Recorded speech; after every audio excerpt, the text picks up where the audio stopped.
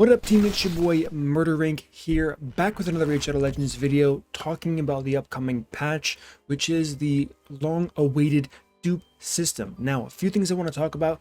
First thing, really important, do not empower or unbind any champions as soon as the server comes up.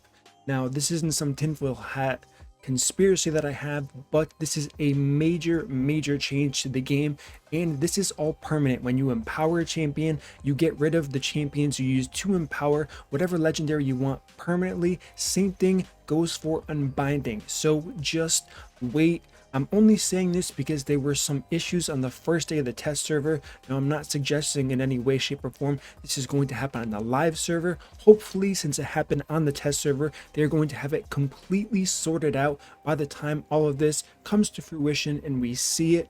But just to be on the safe side, that the people who aren't watching this video be the dummies, and not like the actual dummies, but the test dummies, and see if anything happens to them first. Now, what I would do is calculate all of your champions. That's the first safe thing to do. Fill up your faction guardian bonuses first, and outside of any server instability problems we can have with the dupe system as far as the technical side, we don't know the strength of duplicates in the Hydra, which is going to be the premier content pretty much forever going forward. So I strongly recommend, don't just start unbinding every single champion that you personally think is useless.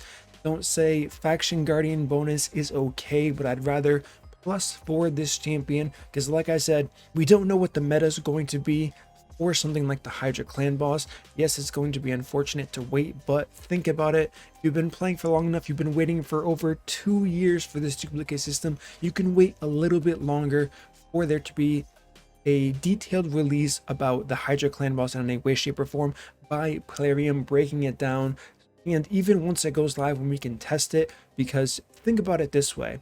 If legendaries become the equivalent of Maneater in some type of meta composition for the Hydra, nobody knows yet. You can speculate all you want, but until people and players test the Hydra, we won't know what's meta. So if you need 3 of these champions and you use them to empower, you're out of luck, and you wasted the opportunity of getting the top chest easily every single week for that new Hydra. And like I said, the champion you get from the fragments, that Medusa champion, the new gear sets, mythical quality items, that is the end game of the end game. There's going to be no touching those sets, regardless of what's available as of right now as far as in-game set and gear set bonuses. So please keep this in mind. I know it is exciting to get new content like this, but it's going to be extremely important to kind of hold yourself together as best as you can.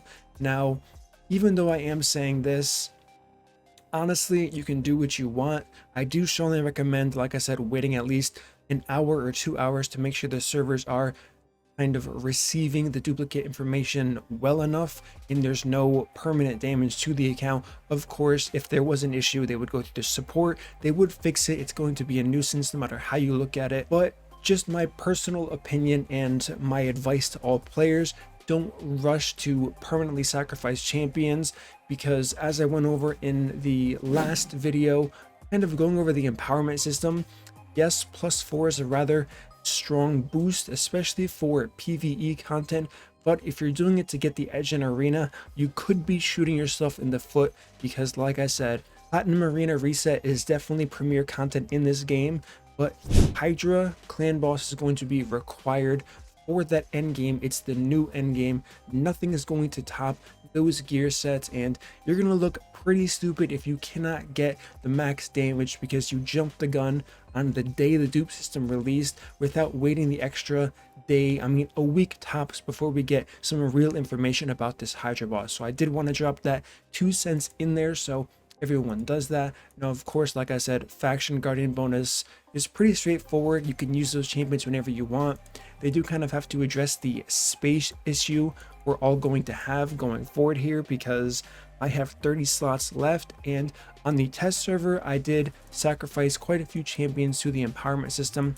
I think I got to +4, 13 champions, 3 champions I got +3 on after I filled out the guardian bonus, and I also got a Sir Nicholas and Tomb Lord from the life token shop. So fortunately I have a ton of legendaries that I wasn't able to do that, but it freed up a lot of space. I think I freed up over 70 slots of space on the test server, which was really nice. So that's what I have to say about this. Please heed my advice. Of course, take it as you want. It is your account and you can do as you would like.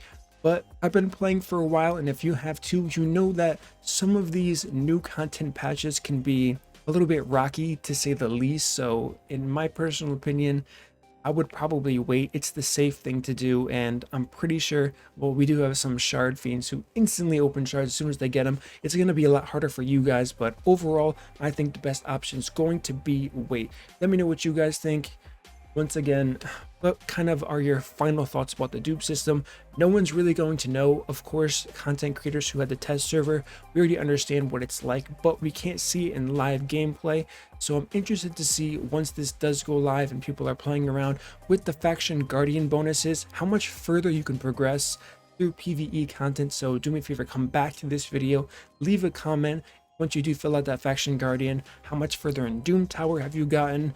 How much further in dungeons have you gotten with the same champions? These are kind of interesting analytical things that I do want to investigate a little bit to see how much of a bonus this really was for the entire player base, for a couple reasons. The first one, to see how good it is. The second one, to see if this is going to affect all future content. I know people were saying the Hydra clan boss looks ridiculously hard. In my opinion, it's impossible to know for sure, because we saw a video made by, of course, Plarium staff, and they're not out there min-maxing for the video. They're simply there to show you the mechanics, so what could seem hard to us might not be as hard as we initially anticipated it to be. Look at Bommel. It looked really easy, but it ended up being hard because of the stat requirements, so it was nothing we could actually have foresight on until we actually fought the encounter.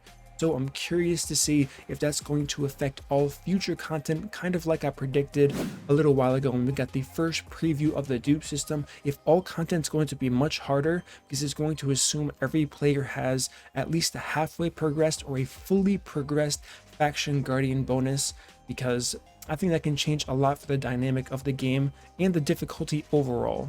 Alright guys, that concludes my video. Don't forget, if you enjoyed this content, smash that like button, subscribe, turn on the notification bell, and I will see you all in the next upload.